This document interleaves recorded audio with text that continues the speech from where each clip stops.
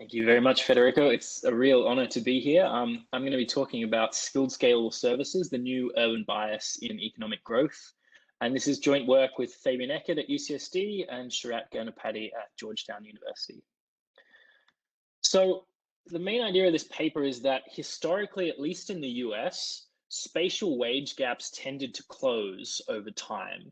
So in general, poorer areas saw their incomes rise faster than richer areas for at least a century in the US. So this is the idea behind the classic convergence paper by Barrow and Saleh-Martin. On the state level, it also holds on the city level, but on the state level, it seems like poorer places used to grow their incomes by about 1% faster than richer areas. And this led to a long, slow period of convergence over kind of a century sort of timeline. But there's been a number of recent papers showing that this convergence process seems to have stopped in the US sometime around 1980. And what seems to be happening now is that large cities, particularly large, rich cities, are seeing both faster wage growth of their workers and fast inflows of skilled workers. So lots of skilled, like college educated and PhD educated people are moving into large, dense cities in the US, like New York, San Francisco, Boston, Washington, DC. This has a whole host of implications that come up in all sorts of areas. But one thing that we think about a lot is that economic growth in the US looks more exclusive, as in it's concentrated in really only a few sort of areas that are getting rich fast and pulling away from other poorer areas. This is causing pressure on urban real estate markets. House prices are rising much faster in these dense urban cores, potentially large relocation costs for moving between, say, smaller tier cities in these places, and maybe even contributing to things like political polarization between these kind of rich East Coast, West Coast cities and the sparsely populated urban heartland, rural heartland of the US that seems to have voted more sort of Trump-like in the 2016 election. So this paper is really about a very simple question. What are the origins of this new urban bias? What is happening? Where is this coming from? So as a bit of background, obviously the urban bias is not the only bias in recent wage growth, particularly in the US, but this kind of holds worldwide. There's a huge literature on the skill bias of wage growth. In particular, that skilled worker wages, at least for 40 years, seems to have been growing faster than unskilled wages. And kind of the dominant explanation for this, I think, in a lot of the literature is kind of encapsulated in this paper in Econometrica by Cusella, Hanyan, Rios-Rule-Violante, that sort of posits that there might be a complementarity between skill and capital, particularly ICT capital, and there's been sharp price declines of equipment capital in the data since 1980, and that leads to an increase in the demand for skilled workers. And this is a very attractive explanation because you can explain the bias quantitatively as a function of initial conditions and observable price series, like the BEA capital price series. So we ask in this paper, basically, could the same shock be driving the urban bias of growth? So we really have two parts in this paper. There's an empirical part that's just facts, and then there's a quantitative model part where we try and explain what's going on. So in the empirical part, we show that the urban bias in growth is really a sectoral phenomenon. It's happening in just a few sectors in the US. Everything else looks kind of static across space. And it's really skill and ICT intensive services that account for the entirety of the urban bias of growth. So then once we show this, we start to posit an idea for what might be going on. And we think the decline in ICT prices actually offers a unified explanation for both the urban bias and the skill bias. What's the idea? Well, in the 1980s, cities' comparative advantages in these services were essentially already determined. Big, large cities have specialized in these kinds of services for at least a century, and their comparative advantage patterns are well entrenched. And then 1980 to now, we think about a decline in the aggregate price of ICT, nothing spatially biased, just an economy-wide change in our ability to produce ICT-intensive capital. So think Moore's law. And this led to a process of increased ICT adoption in cities, because it's more profitable to invest in these services in the places where they have a comparative advantage of production. And what this gives you is an urban biased labor demand shock. And part of the paper is we're going to show you how an urban biased labor demand shock actually translates into an increase in the gradient of wages with respect to density. And it's not completely obvious if that's going to be the case, but we show you under what conditions that will hold.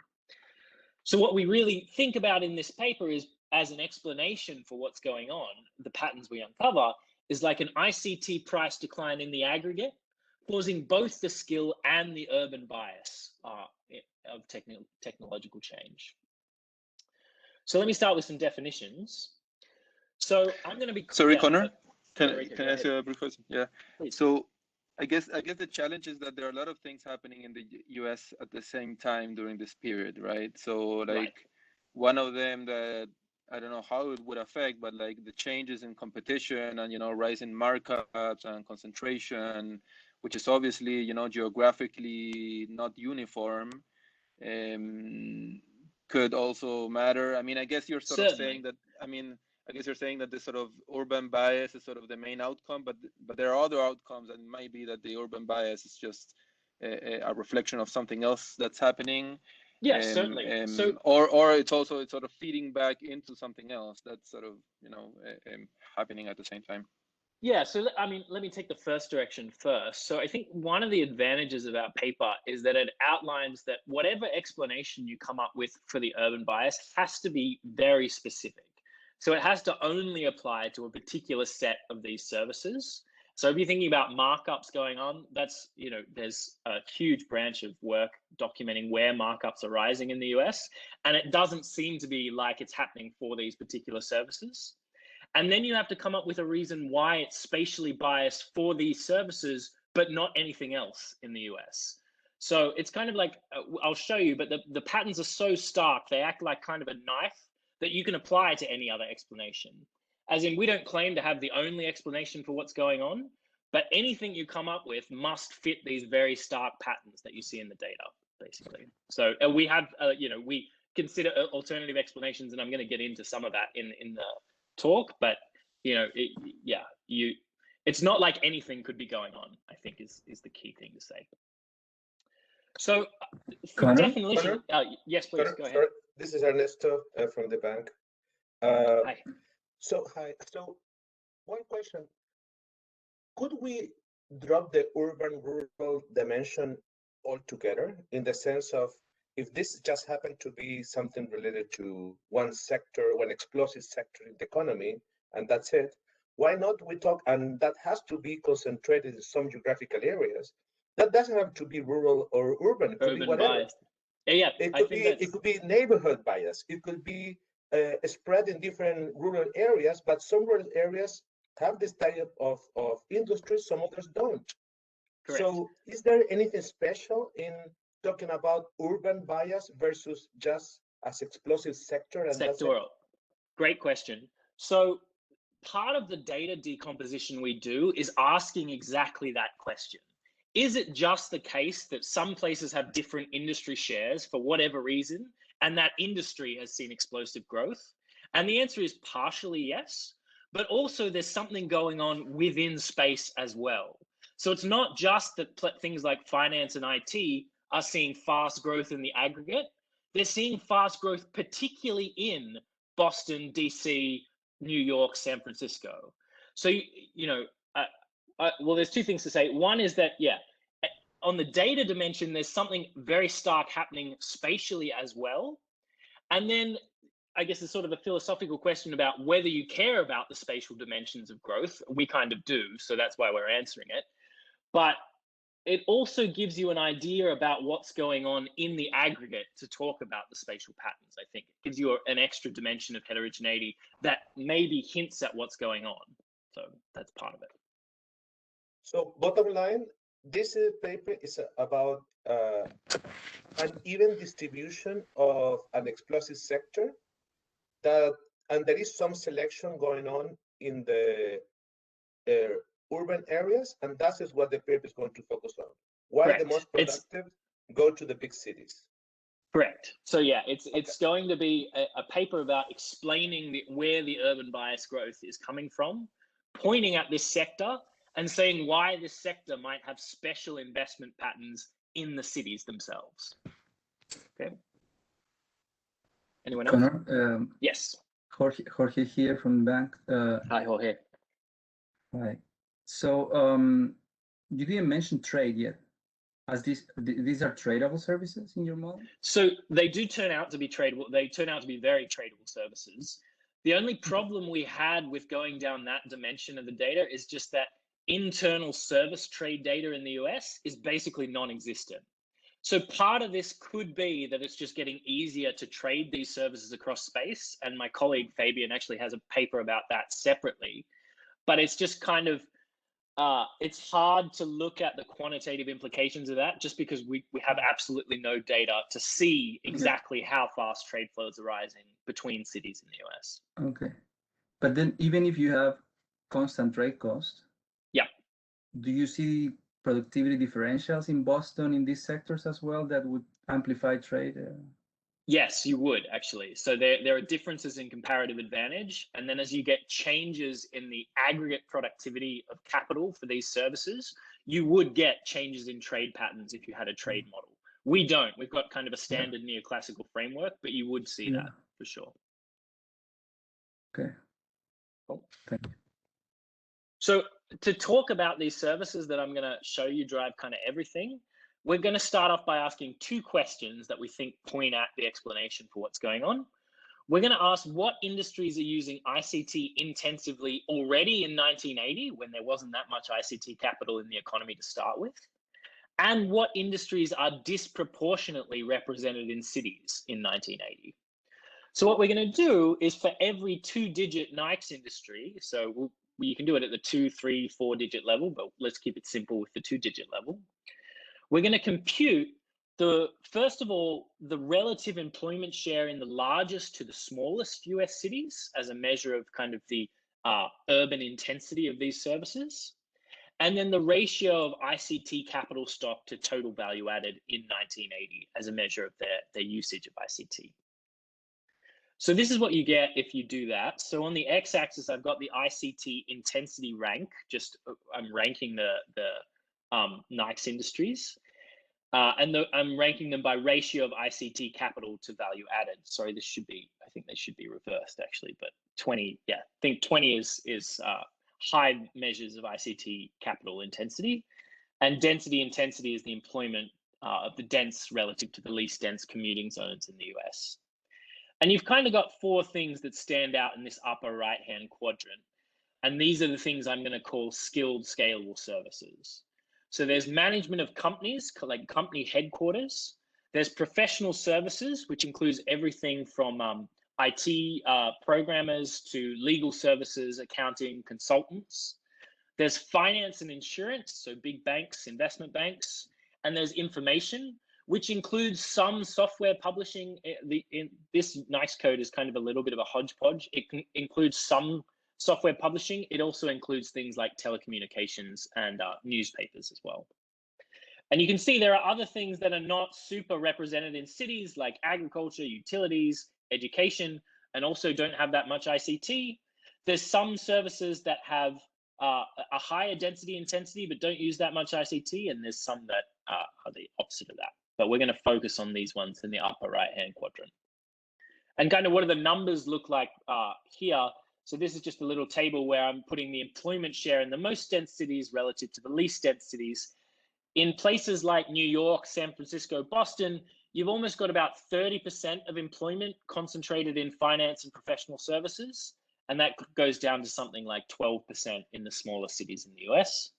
And then for ICT capital per worker in 1980, it's about 10 times that of any other sort of sector. There wasn't much capital being used, but what was being used was already being employed in finance and programming and consulting, let's say. So just to give you a headline picture of what the data kind of looks like that we're going to be decomposing on various dimensions, this left-hand panel here is the change in the urban wage gradient since 1980 to 2015. So what I'm doing is I'm taking all the commuting zones in the US, sort of 700 of them, and putting them into 10 bins, one of 10 bins, ranked by the density of the commuting zone. And I'm going to put roughly 10% of the US population in each bin. So what that means is in this first bin with lots of little cities, there's going to be lots of commuting zones.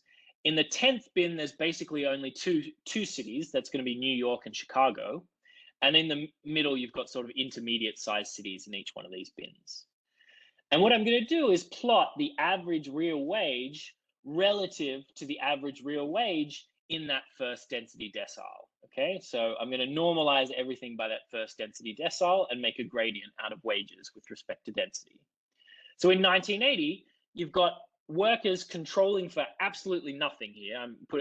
There's not a regression. I'm just taking average wages at the establishment level in New York and Chicago in 1980 and comparing them to the least dense places. Workers there made about 40% more than the least dense places. And now this has gone up to something like 60% more.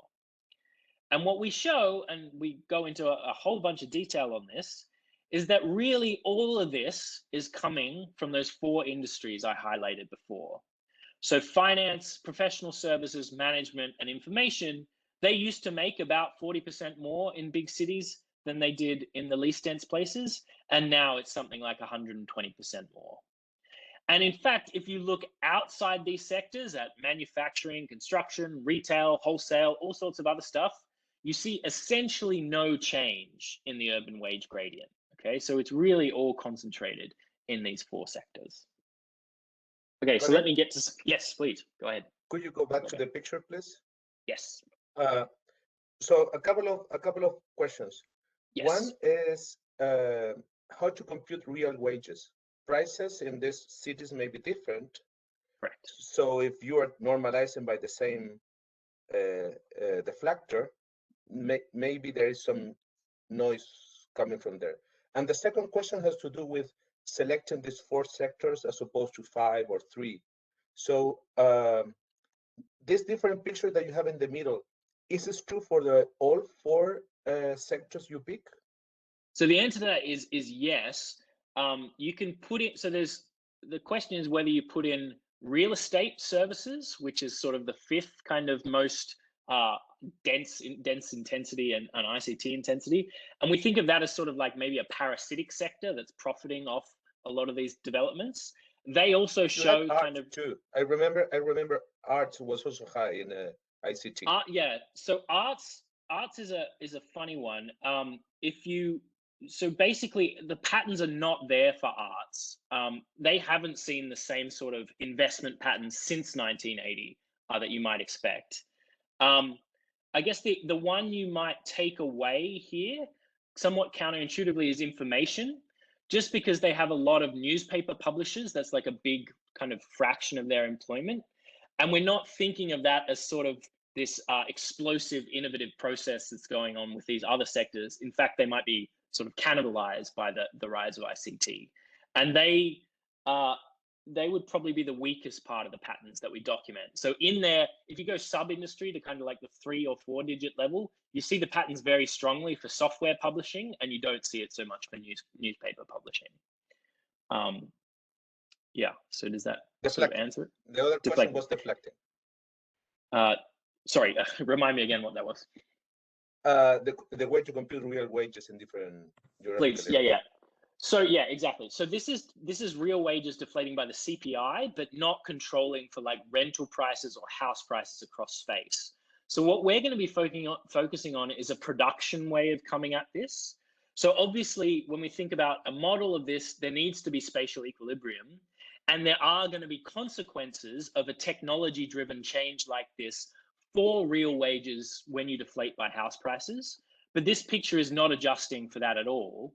And in fact, it's somewhat of a puzzle, I would say, because house prices have risen fastest in these dense places that have become more productive in skilled scalable services, but we aren't seeing a compensating differential emerge in the other sectors at all. So whatever you're seeing must be coming from the production side.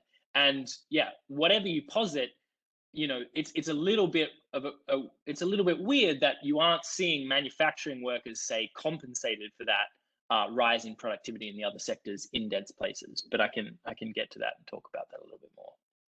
Sure, because the way to deflect at the end is important, because if at the end, if you deflect a different way, you get the picture in the middle that the two lines are about the same, but you're going to get in the picture on the right. On the right, yeah, you're actually going to, it's going to be much lower. We will be answering a different question in this paper. Why these other sectors that are not the top 4 are accepting lower wages that they used to have relative to the decile one, instead of asking why these 4 sectors are so different. It's a great question, and it's something we've been thinking about, and we think part of that is going to come from sectoral movements of people out of these sectors. So you might get you might be able to rationalize a decrease in the real urban wage premium by kind of sectoral selection of people. But I agree, it's a bit of a puzzle why people are not being compensated so much for the changes in the cost of living that they're seeing, and why. So one thing we're kind of working on is you do get a lot of movement of the low skill out of these cities in other sectors at this time. So you do get movement of people, but that doesn't seem to be showing up as much in the prices of their labor as we would have expected. Okay, so it's something that a quantitative model actually has a hard time rationalizing that, and it's certainly something we're working on. I mean, we're focused. As you say, you get this same picture whether you deflate by house prices or not, and we've focused a lot on this. But there is something there that we're kind of missing, which is a change in the real wage gradient for other sectors. Okay, thanks. Cool. Yeah. Hi, Conor. Can I ask you something? Yes, if I understood correctly from your motivation, the difference between these, the underlying factor behind this difference in salaries is going to be the complementarity between the ICT capital and the high-skilled workers. No, is going to be the story? Right. And so my question is, this difference between these two graphs is going to be driven by differences in the amount of ICT capital, or you are thinking that there is kind of heterogeneity in the production function of these two different, let's say, sectors, and maybe the graph in the middle is a sector where the complementarity between ICT capital and high-skilled workers are higher, are more correct complement than the others. This is going to be the case, or that? So quantitatively, we're going to estimate separate production functions for skilled scalable services and these other things, and we're going to allow a different degree of complementarity to potentially matter as you change the aggregate ICT price. I will get into those details, but it's actually, I'm going to show you, it's not even enough to just have a normal CES, constant elasticity of substitution production function. You actually have to go further than that. There needs to be some sort of non-homotheticity present in the production of these services to even have a hope of rationalizing the data.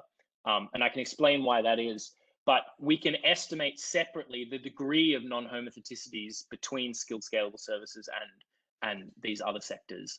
And we find there does seem to be some sort of scale differences there, as in it's easier to scale up with ICT in finance and information than it is in manufacturing, let's say.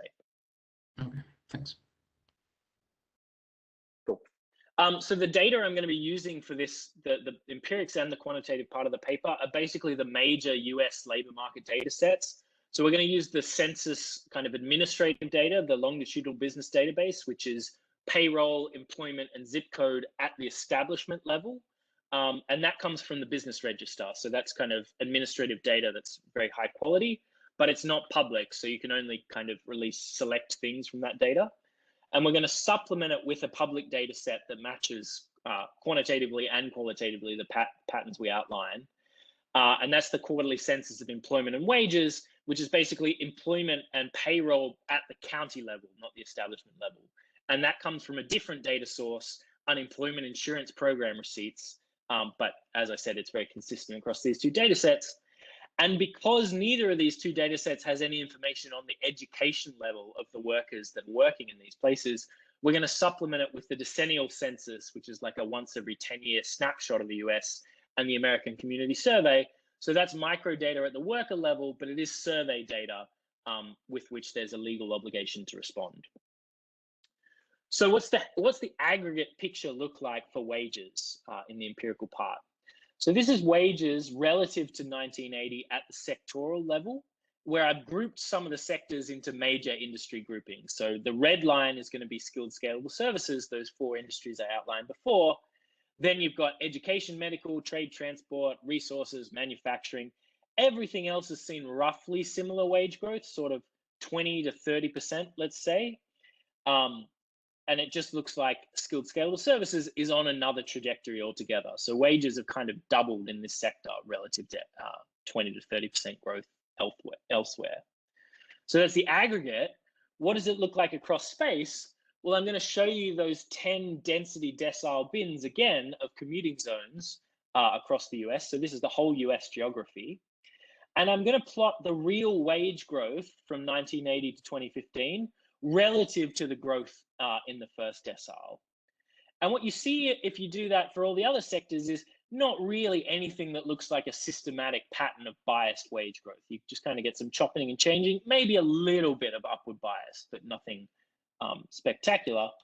Whereas if you plot the skilled scalable service wage growth, you get much faster wage growth within areas in these top places like New York, San Francisco, and Boston relative to the smallest places.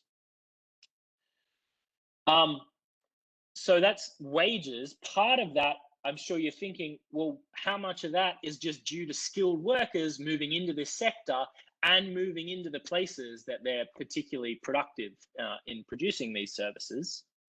So here I'm going to plot the college, non-college worker ratio at the sectoral level for these major industry groupings in the aggregate since 1980. And what you see is basically every sector has seen some skill deepening since 1980. So the US economy is getting more skill intensive over time, but it just looks very different for skilled scalable services. That ratio, which is kind of the central object of interest in most macroeconomic models, has risen much, much faster in SSS. And you can't see it from this picture, but it was already very high in SSS compared to these other services. They were already skill-intensive services in 1980, and they've gotten much, much more skill-intensive as workers moved into the sector. Again, what is that? Yes. So it's a pity you don't have data before 1980, since you're telling that the story changed in 1980 onwards. So we do have some data so we don't have the census data before 1980. So the earliest year for that is 1978. We have some of the survey data in waves beforehand, and it does look like there was something strong that happened in 1980 that changed. If you look at the ICT price data, it looks like the rate of decline of ICT prices did quantitatively change quite a bit sometime around 1980. So we think that's the timing is quite consistent with the story we're telling. But you're right, there is a data limitation for us in terms of the administrative data starting in 1978. So it's just kind of is what it is. But we think that the price patterns that we see in the aggregate are consistent with the story we're telling. What about across space for these skill ratios? So now I'm going to plot the growth again of the college, non-college worker ratio, and I'm going to plot it relative to that first density decile. And you see there is general skill deepening happening across space. So it is true that skilled workers are moving into dense, rich cities in all sectors. But again, SSS just looks completely different. It looks like it's skill deepening much faster than these other services. And already in 1980, they were more skill intensive in the rich, dense areas. So that it's just happening much faster there. So you can naturally ask how much of the wage growth is due to skill changes, or is a lot of it happening within skill group?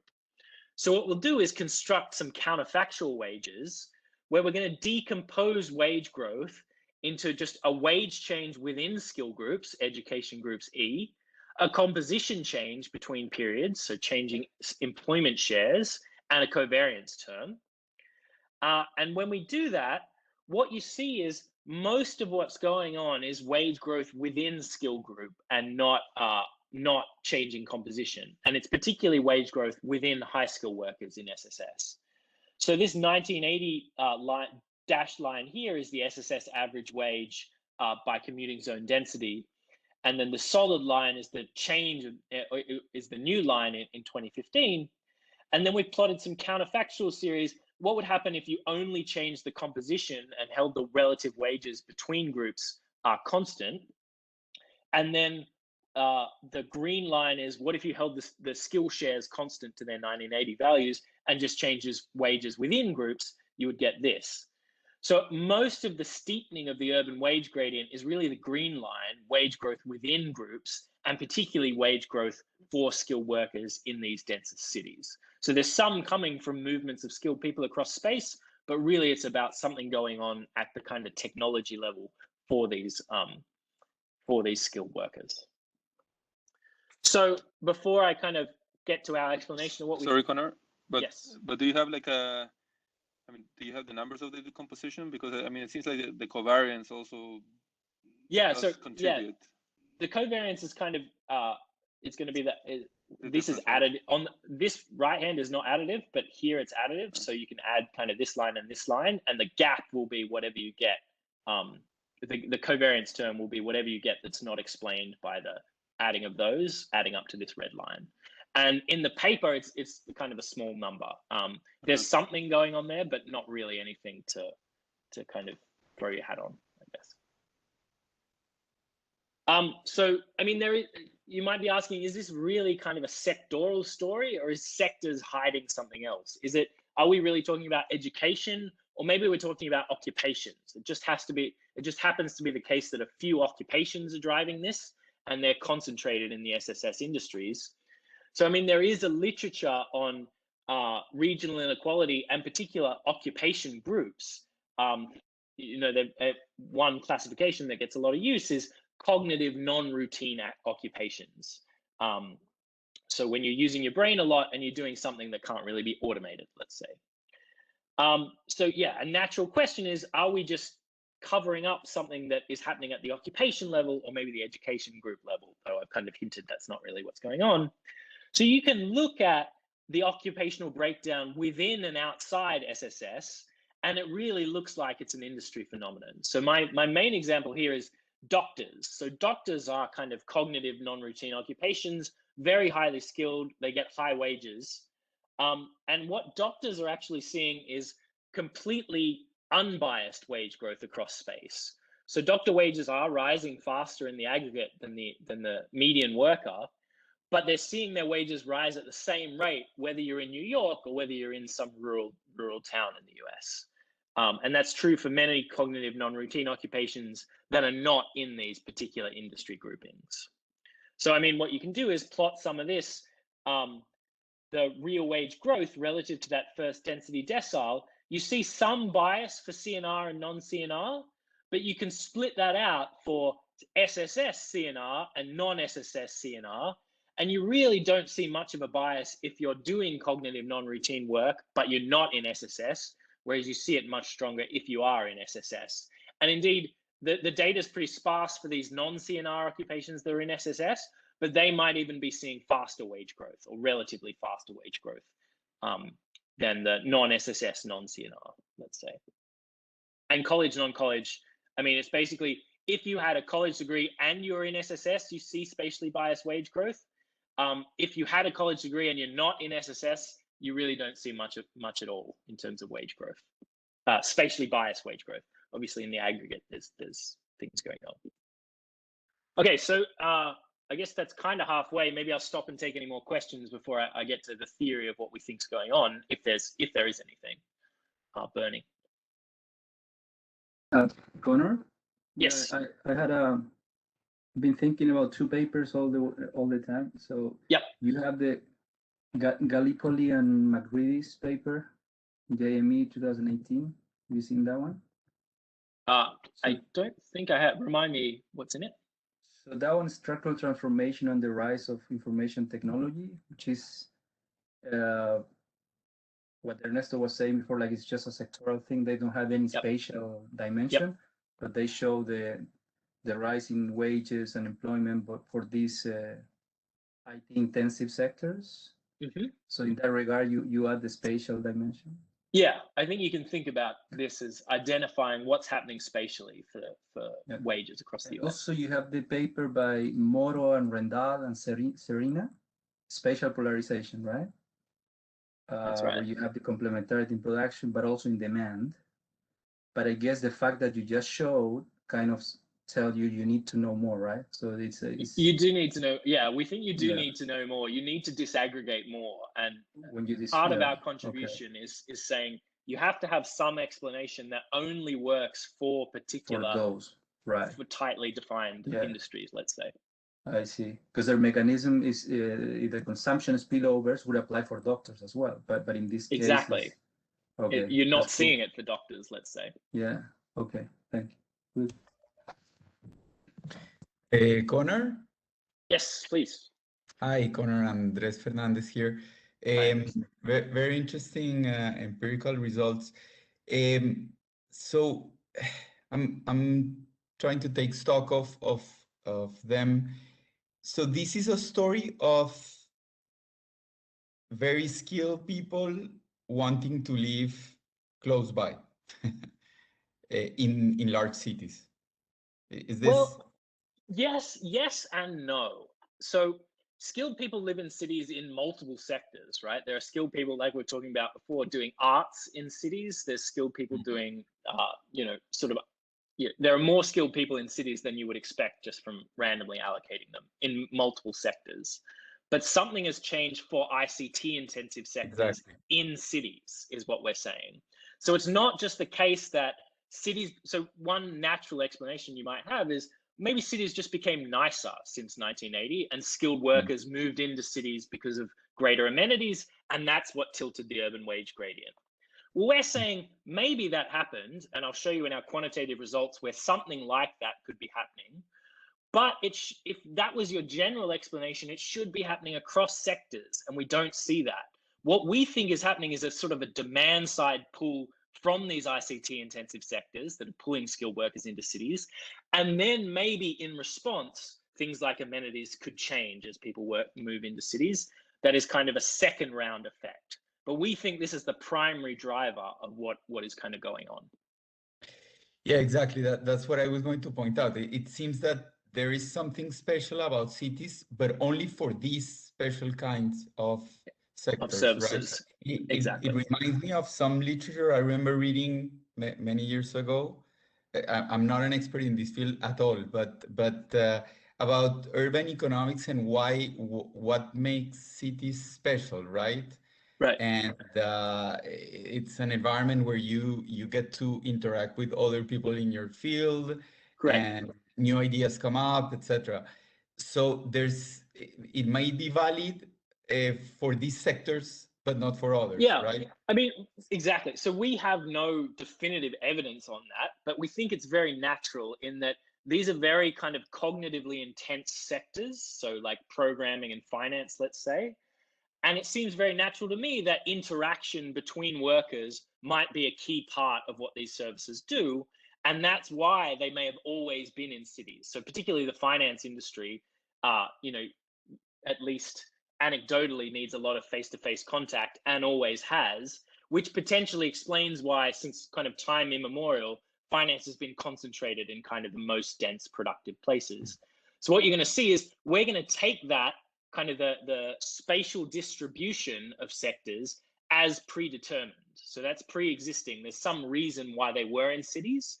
And then something about the aggregate technology for these services has changed that interacts with the spatial distribution of employment. Yep. Okay, thank you. Conor, one final question. I think this is super interesting. I mean, you were pushing the sort of the demand story, right? Yeah. But then what's going on with supply? Like, is this something about, workers are moving towards urban places in these sectors, or is it more like now workers are choosing to study these things that give you these skills? So it's like a selection story, or is it more like they're changing what they're learning and because of these incentives of wage changes?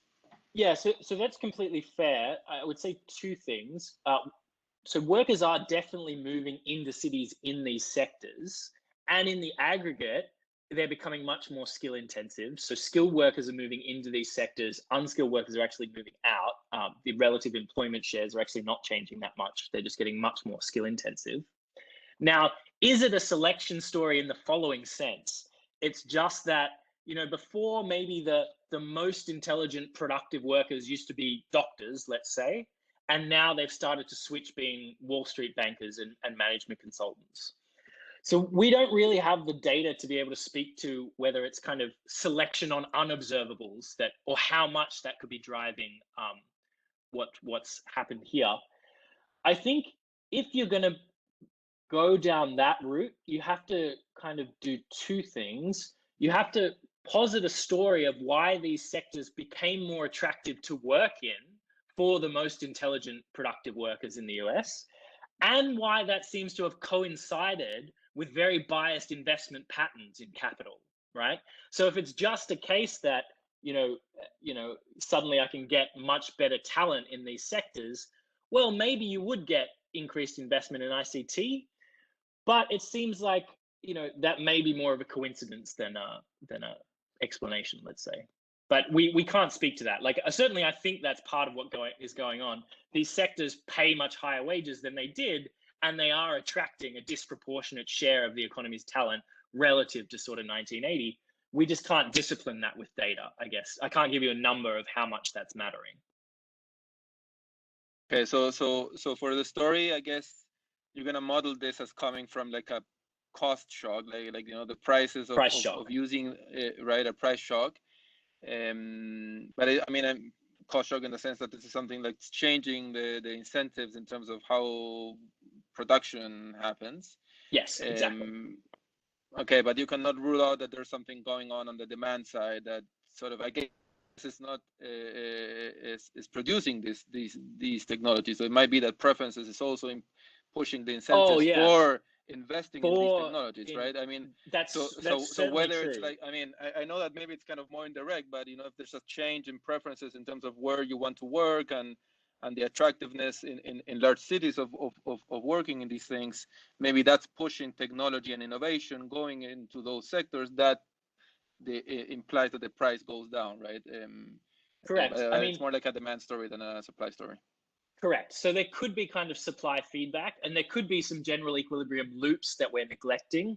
One is that we're going to take the fall in ICT prices as some sort of exogenous technological progress. So this is like Moore's law. It's just computers get cheaper over time at kind of some kind of fixed rate.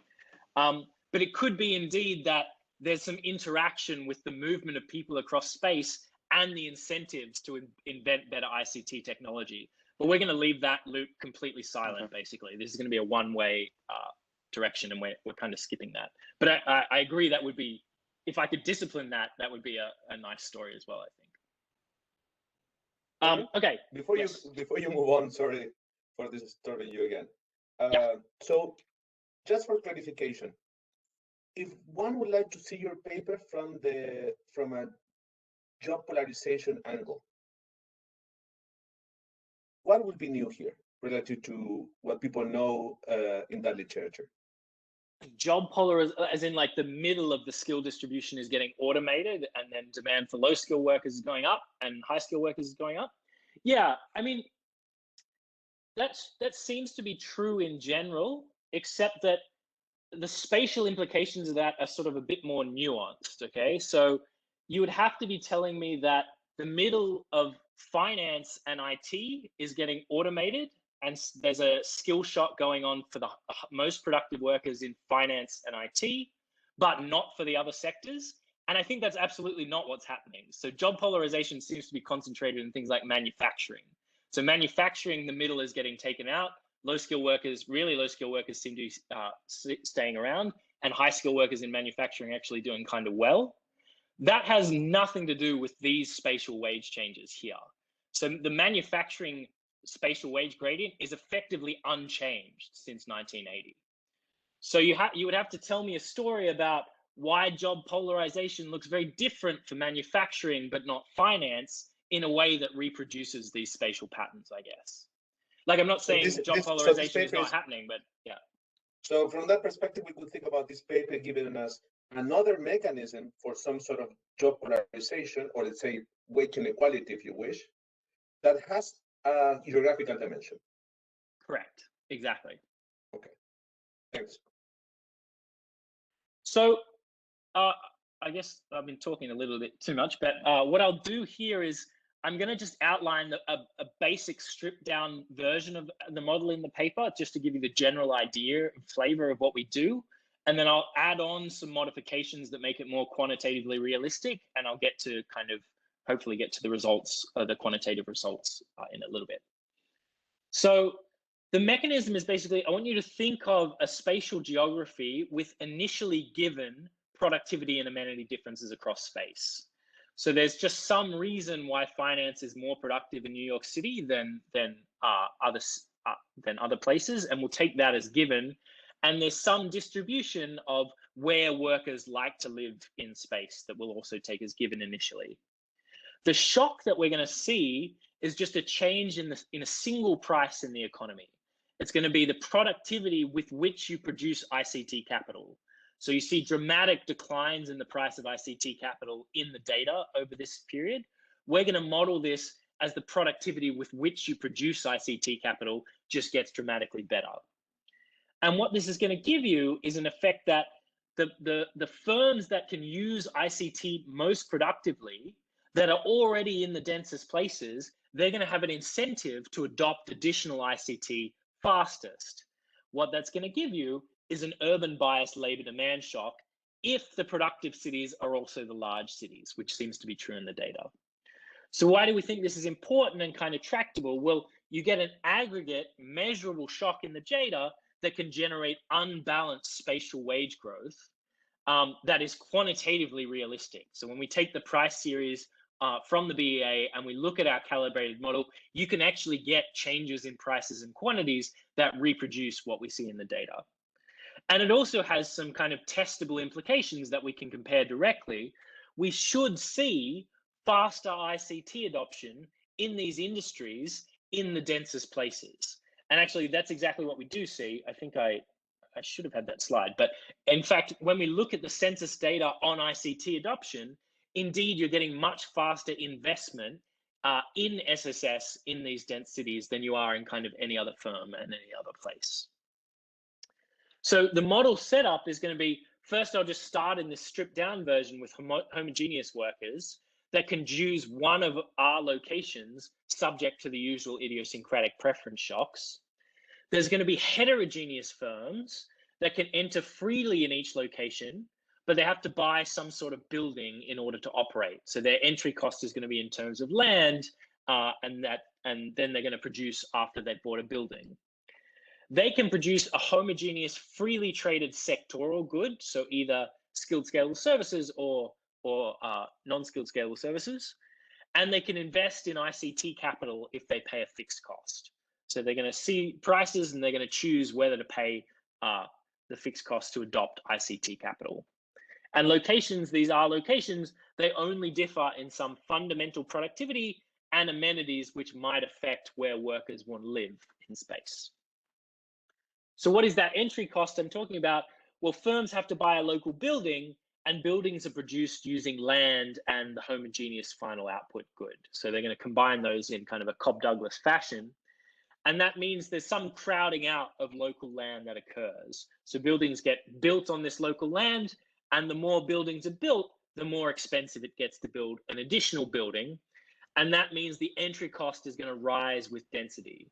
So firms are going to find it more difficult to enter in denser places. And we're going to equalize, why is this important? Well, then otherwise expected profits are going to be equal across locations. And if you have that, then it must be the case that investment decisions look the same across locations, and you can't really get any action on the spatial dimension. So you need some sort of congestion coming from a fixed local factor to get anything happening in the spatial dimension at all.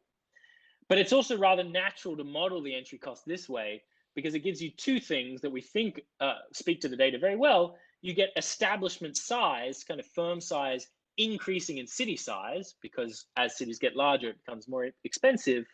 and the cost of land itself gets more expensive in big cities, both very naturally what you see in the data. So how do firms produce? So Conor, you don't, quick question. So in the production of buildings, why don't you use labor directly? Because you're saying that all the sort of in general equilibrium effects of changes in price and wages goes into the homogeneous good, or?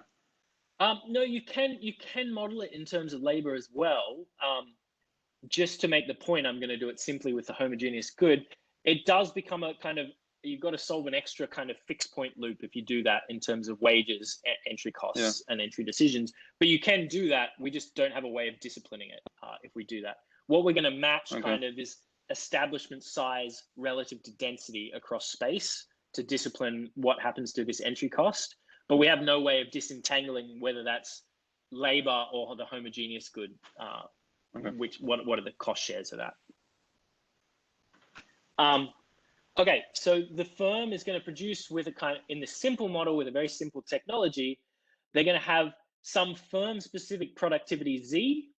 They're going to have a location specific productivity that's indexed to their place R, and then they can use labor as well to produce their final output good, where there's some decreasing returns to labor, so that gamma parameter is going to be less than 1.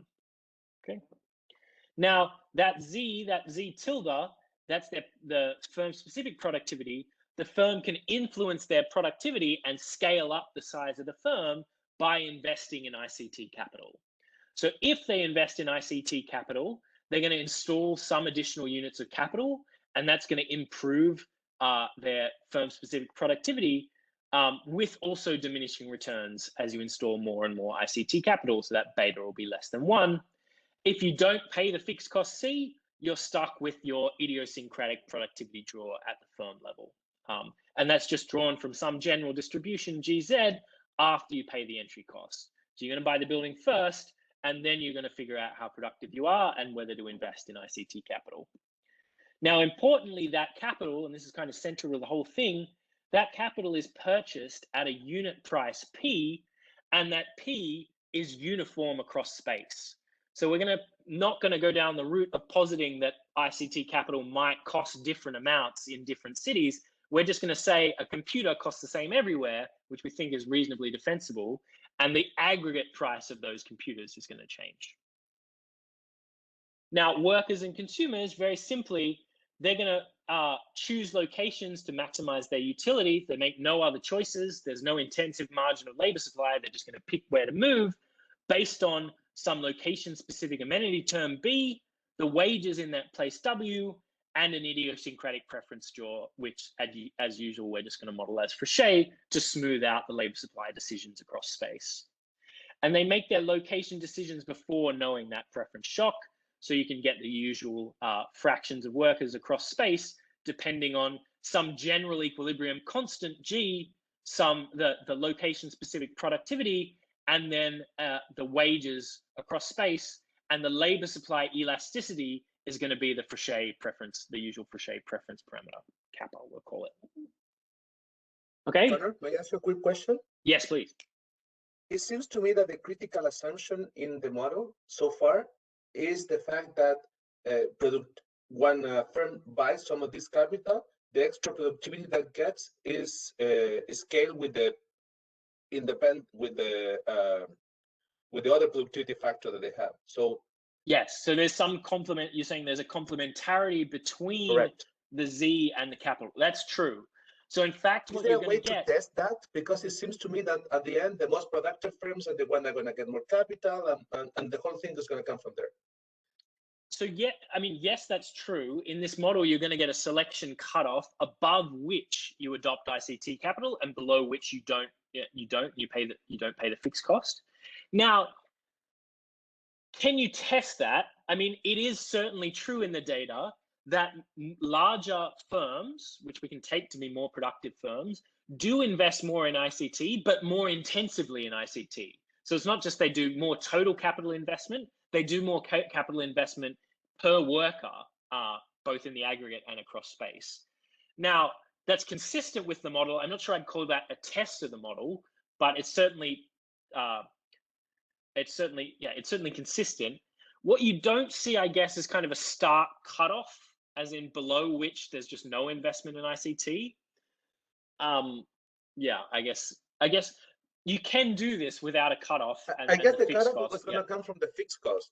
What I'm a little bit worried about is that you're saying that a more productive firm is going to get a higher productivity gain by acquiring one extra unit of this capital relative to a less productive firm.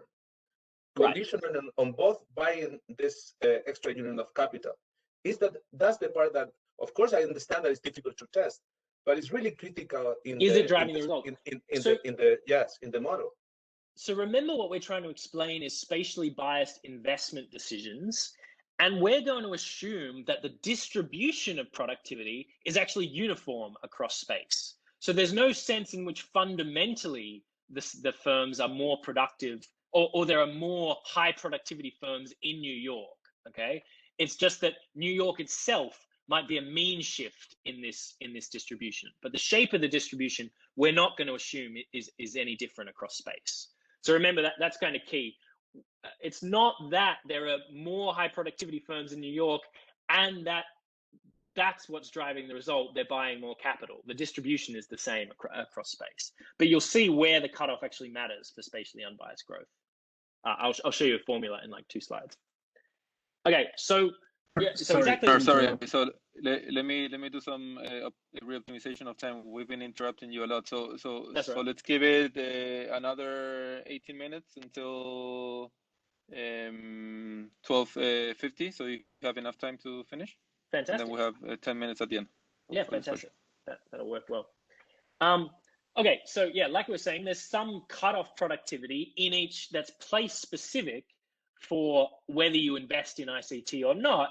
And that's going to depend on, it's basically what it's going to depend on is wages adjusted by productivity. So this is not the same thing as wages, and I'll show you why it matters in a second, but it's basically deflated wages by productivity. In places that have lower productivity adjusted wages, you're going to get a lower investment cutoff and more ICT capital. But actually, the places that have lower productivity adjusted wages are actually going to be, we prove, the places that have higher wages and denser populations. So it's a little subtle, and I can explore that a little bit more with you. But basically, the places in equilibrium, places that have high wages will actually have lower productivity adjusted wages than smaller places. And so they'll see faster investment in ICT capital. Now, the average productivity in a location, you can decompose that into 2 parts. One is that fundamental part, which we're assuming is not different across space. So that's uniform everywhere. And then there's a part coming from the average ICT investment. So that's going to be basically the integral above the cutoff, the Z star with which you adopt ICT capital, multiplied by some local specific term out here.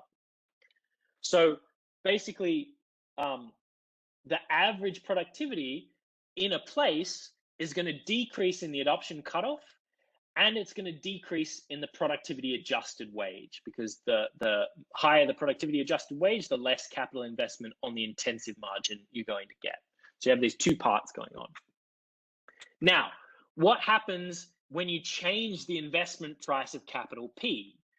So you can do this generally, but the formula is kind of nicer if you just assume G is Pareto. What you're going to get is the percentage change in average productivity is going to look like this. It's going to be proportional to the change in the percentage change in the price plus the percentage change in the cutoff itself, and the cutoff itself is going to depend on the price as well directly, holding all wages fixed in this comparative static. So, but this term here out the front, multiplying the price term, this term here is going to be higher in denser places. So you're going to get unbiased spatial, you're going to get biased spatial growth, by which the places that already had high average productivity, they're going to see faster growth percentage-wise as the aggregate price changes. Now, what's going on there? 2 things.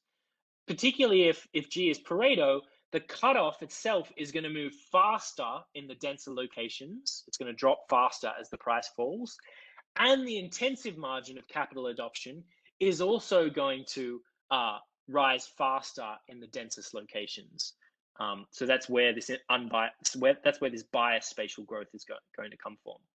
So as P falls, more productive locations are going to get yet more productive relative to unproductive locations, just from initial comparative advantage differences and this aggregate change, let's say.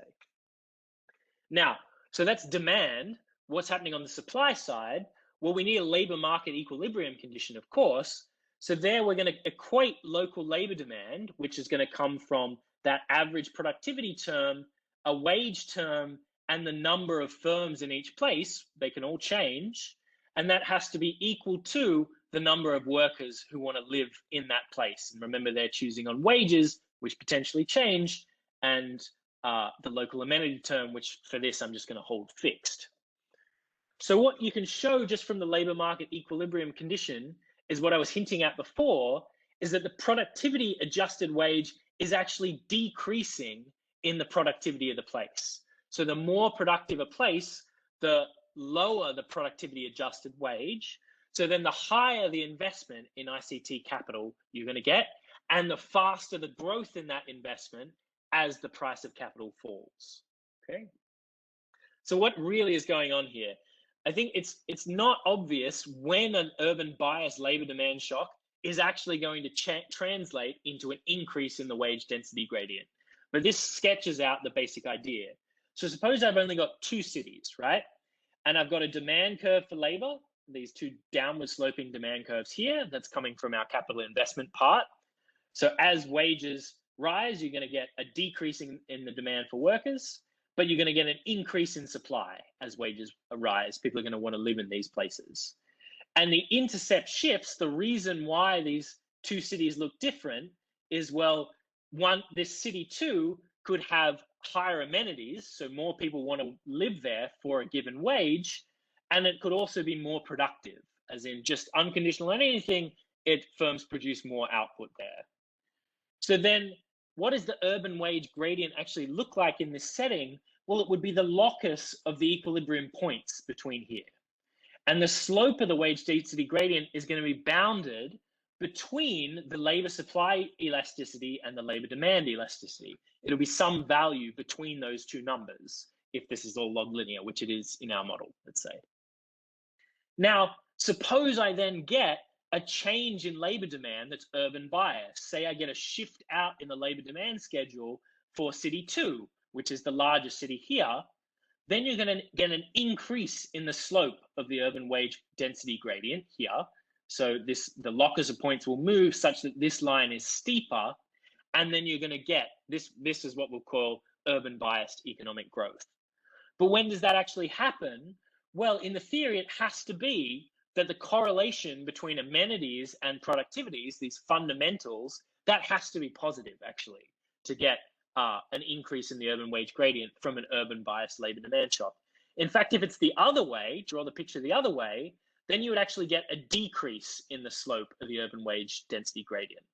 Now, this is only two cities. The claim holds more generally, though, for our region. So you can prove this is a general claim about the model.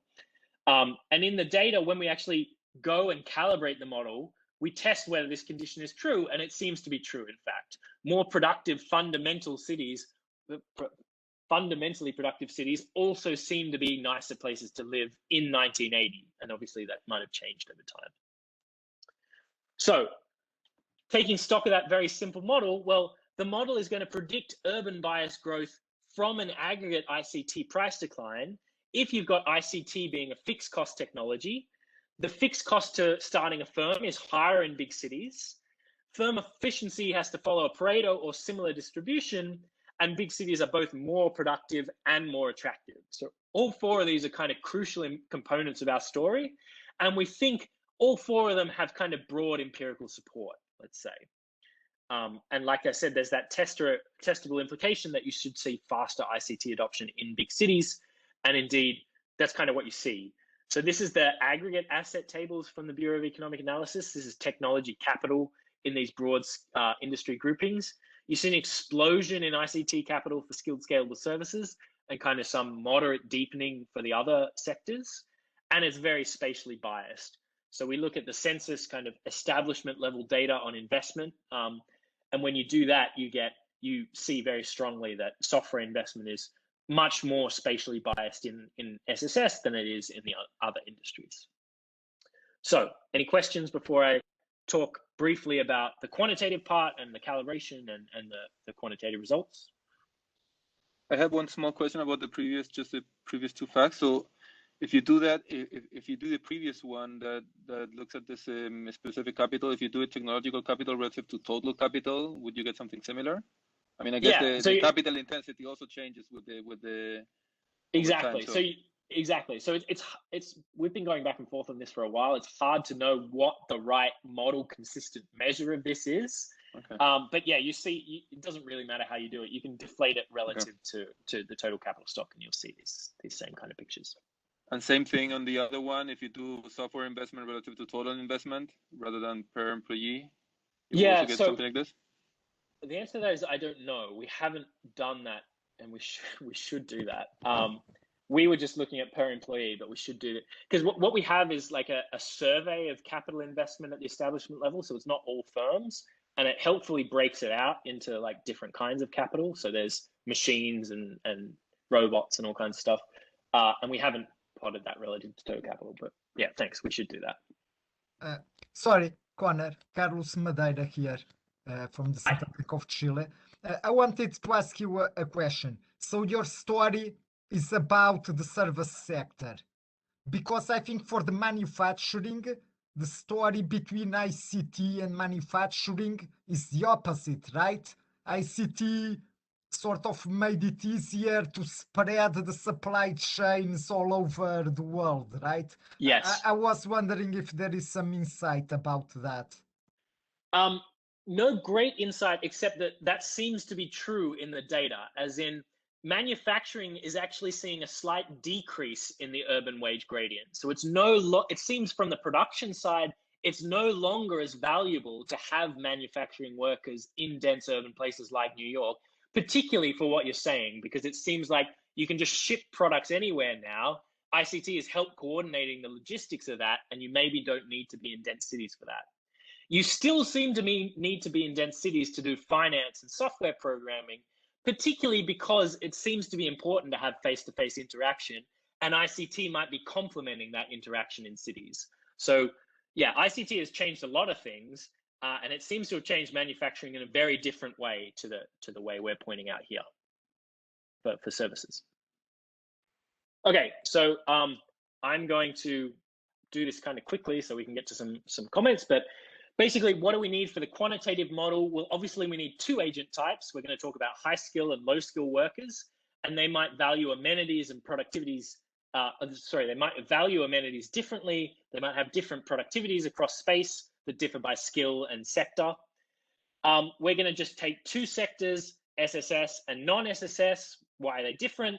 They differ in the productivity with which they could use ICT. So something fundamental about these cognitive services, let's call them. They make more efficient use of ICT, and they could differ in their skill intensities. We're also going to assume a non-homothetic CES production function, and I'll go into probably why we need to do that in a second. But what does that look like? Well, instead of just producing with one type of labor like I had before, now you're going to have a non-homothetic CES aggregate of high-skilled labor and low-skilled labor, where the coefficients on those high and low-skilled labor actually depend on the output of the firm itself. So output is defined implicitly as the solution to this equation. So what does that give you? Well, if these epsilon H and epsilon L are different, as the firm scales up, it might need relatively different quantities of skilled versus unskilled labor. In particular, it might be that larger firms actually need relatively more skilled labor to coordinate their activities, let's say. And indeed, that's what you find in the microdata. Larger firms tend to be more skill intensive.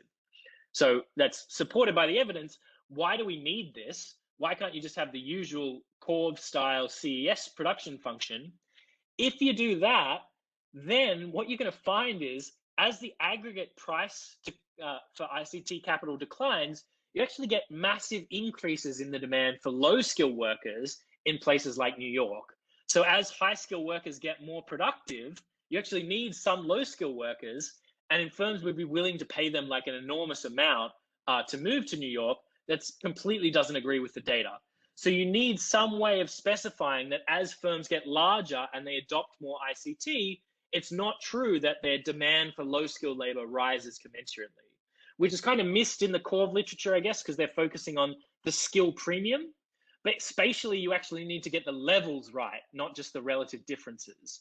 And you can't do that with CES. You have to have something more general and flexible, which is what we have here. Sorry, Conor? Yes, please. Just one clarification on all this. So what you're saying is that you need this kind of income effects in the model, because there is not a combination of the elasticity of substitutions that brings that gives you the result that you were saying. So there is correct. Yeah.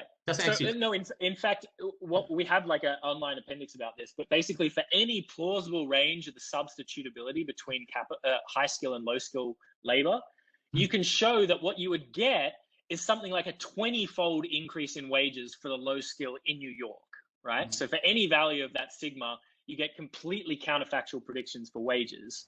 And so you just can't rationalize the data that way without something more general. Cool. You have 3 minutes to go. Cool. So maybe I'll just skip how we calibrate this. There's a bunch of parameters that we need to discipline. Things like the effect of ICT investment on productivity. We're going to take this from the aggregate time series at the sectoral level. We're going to match the changes in ICT capital. That land supply elasticity I was talking about for the firm entry costs with Federico will match the elasticity of average establishment size.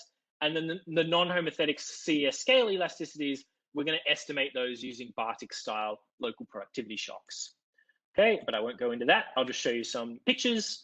So what we're going to do, the basic exercise is just take as given the BEA price series for ICT capital and feed that into a calibrated version of the model in 1980 and change nothing else. So keep the amenities the same, keep the fundamental productivities the same, just change the one aggregate price. What do you get? So here's the 1980 data and 2015 data for overall wages. And the model matches that quite closely in terms of the wage gradient. And then decompose that SSS versus non-SSS, we get this pretty right. We're kind of missing some of this, some of the action in New York and San Francisco. And let me say a little bit about what that is. And you get what's happening outside these sectors also pretty right. So that's the general picture. Our counterfactual prediction for wages seems to match kind of what's going on in the data. It matches very closely what's happened in terms of skilled quantities of labor, both in the aggregate and across space. But what is this gap? What are we missing up here? Well, it turns out that we're actually missing the high-low skill worker ratio in New York and these really, really dense places. And we think what is happening there is kind of a role for endogenous amenities. So we're under predicting what actually should happen to the movement of workers across space for the most productive places. And indeed, there's been a range of work starting from Rebecca Diamond saying that as skilled workers move into these places, they become endogenously nicer and actually pull in more skilled workers. So what we're doing is holding amenities completely fixed. Everything is static and we're only changing one price. So we think that might be explaining why we're missing a little bit at the top here. But in general, I'll just finish there and I'll say the model, we think it offers a unified explanation for the new urban bias that gives you both skill and urban bias technical change. And the ICT price decline can quantitatively explain what's going on with wages across space. You can replicate the decomposition into wage and compositional changes, and that's all quite successful. It does generate too little urban bias in the skill ratio at the top, in the really densest places, maybe a role for endogenous amenities. And we think this is a nice lens through which to view changes in the spatial wage distribution that's pretty successful. So I'll stop there and let's have discussion. Great, thanks a lot, Conor. This has been great. So yeah, just feel free to ask questions and comments. We have 10 minutes to go. Conor, quick question. Do you really need the non-homotheticity? What about the skill bias technical change? Yeah, so we thought a lot about this, and basically what's happening with the core model is you're getting the skill premium right, but you don't really need to talk to the levels of the wages. But when you're in space, you actually do need to talk to the levels of the wages in each place, because you're comparing them explicitly to each other. It's not enough to just talk about the skill premium in each place, because we actually have data on the level of the wages in New York versus other places. And what you get, as I was saying before, with kind of just the usual core of technology, you get way too big a movement in low skill wages in New York versus Toledo, Ohio, let's say, that just can't be rationalized with any parameter values for CES. So you need something more flexible. Otherwise, you have no, basically, if you don't do that, you have no hope of like even coming close to matching these pictures. But that's with skill bias technical change, or with the. So yes, we make this explicit. So even when you have a complementarity between ICT price capital and high skill workers, you still get an absolute increase in the demand for low skill workers.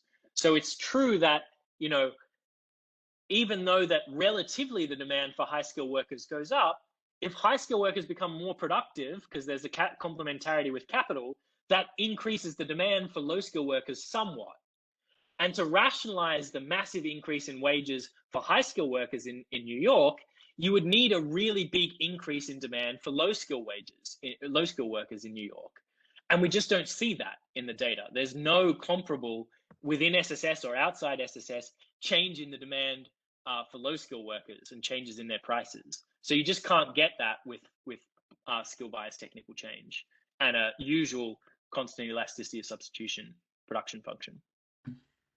And sorry, Conor, just one. Let me add one thing. What is the complementarity between, or the parameter between high skill and low skill workers? Are they substitutes or complements? They are complements, but it's a little more. It's not so straightforward in that sense, as in holding the scale of the firm constant, holding output constant. They're complements, but if you combine the composite parameters, you need to think about how that changes with the scale of the firm as well. So it's actually not super straightforward in the aggregate if they're complements or substitutes. Like if you change the wage of one, what happens to the demand for the other? Because it depends on a whole host of micro decisions about how the scale of the firm changes across space and yeah. So it's not I guess it's not a well-defined question in the aggregate, but it is well-defined at the firm level. So holding the output of the firm constant, they're complements. And this is the reason why you need to increase a little bit the demand of low-skill workers.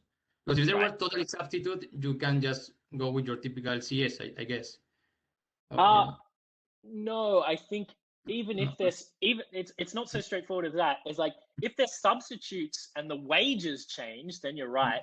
But if they're substitutes and the productivity changes, the productivity shifter of high skill workers, you still get an increase in the demand for low skill workers, even if they're substitutes. So we're kind of asking a different question to what people usually mean when they talk about substitutes and complements for workers. It's actually true even if they're very substitutable. If one gets more productive, you do want some more of the other. Okay. Yeah, that's holding wages fixed, obviously. Wages are going to change in the counterfactual, but holding wages fixed, if one gets more productive, you want more of the other. Professor Walsh. Hi. Professor Walsh, this is Ricardo Arturo Pulgar. Professor Walsh, perhaps this question may sound a little bit silly, but with the pandemic and the teleworking, would you expect a change in the game when it comes to this urban bias growth? Because I've been reading that there might be a revenge of medium cities in which they attract skilled workers and by working from from those places? Yeah, excellent question. And it's something we've been kind of thinking about recently. So we put out, during the pandemic, we put out a little note on what's happening with these services in the pandemic. And what actually happened is, so we started off by calling it the city paradox, because as I've been hinting at, big cities specialize in these services, and these services seem like exactly the ones that you can do remotely and that you can do from anywhere, right?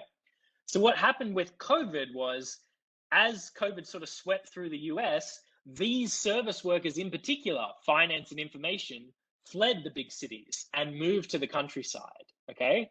So it seemed like during the pandemic, actually all this was going to stop, as in like the era of biased wage growth might be over, and we might see workers flee the cities and move to, as you say, medium-sized cities. So that was what we were positing in that note.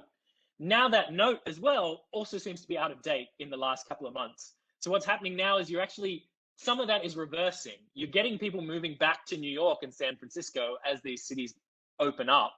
And we're kind of thinking the prediction about the death of these cities seems to be a bit premature. Yes, it's true that Zoom has made it easier to do these cities these services at a distance, but it's still the case that face-to-face matters a lot. And we think in the end, the distribution of employment of these services may not look that different to what we thought it would look like pre-COVID. We were thinking things were going to change in COVID, and it looked like they might for a couple of months, but now you're seeing kind of a rush back to San Francisco and New York that is reversing a lot of what we saw in COVID. So I can send you the note we wrote, if you like, on what exactly happened with COVID. It's very short, but yeah, even that is a little out of date now. Conor, Conor, do you have any? I mean, I guess is the equilibrium? I mean, is it efficient, or is there any scope for thinking about everything? Is kind of everything's efficient right? here. Driven by technology, yeah. It's all technology. Like, everything's efficient. Yeah. Okay. No. So I was thinking like any scope for thinking about place-based policies or something, that has to do with, inclusion, growth, and so on. I think we were talking about at the beginning, but there's not much you can do here, I guess. In the model, not much. I think the point of our model is kind of to provide an explanation for what is going on. I mean, place-based policies in general,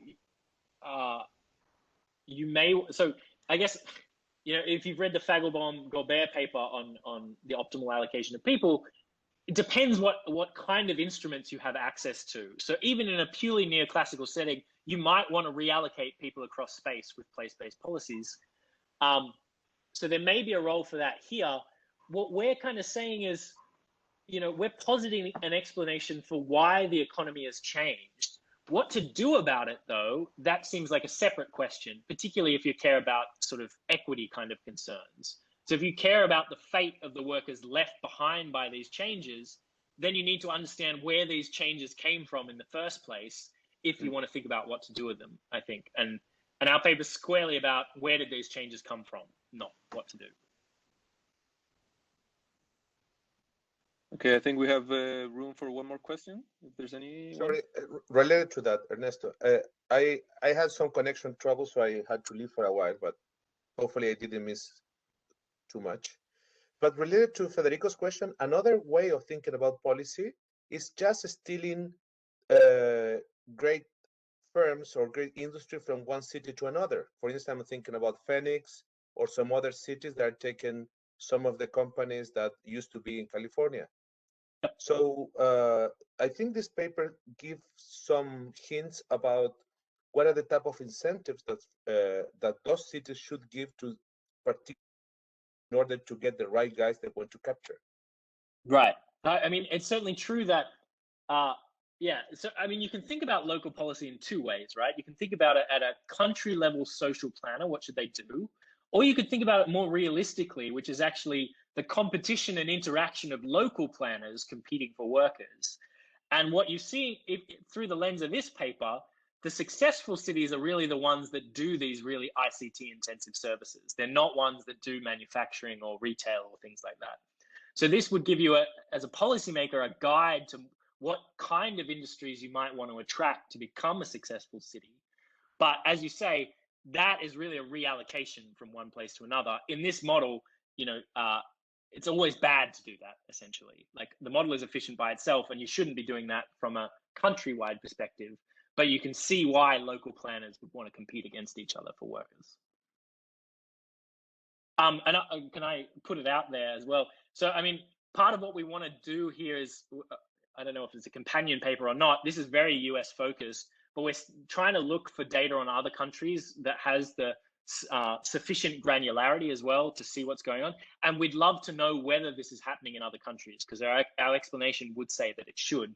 So if anyone wants to talk to me afterwards about what's happening in Chile, I'd be very, very interested in that, in the data.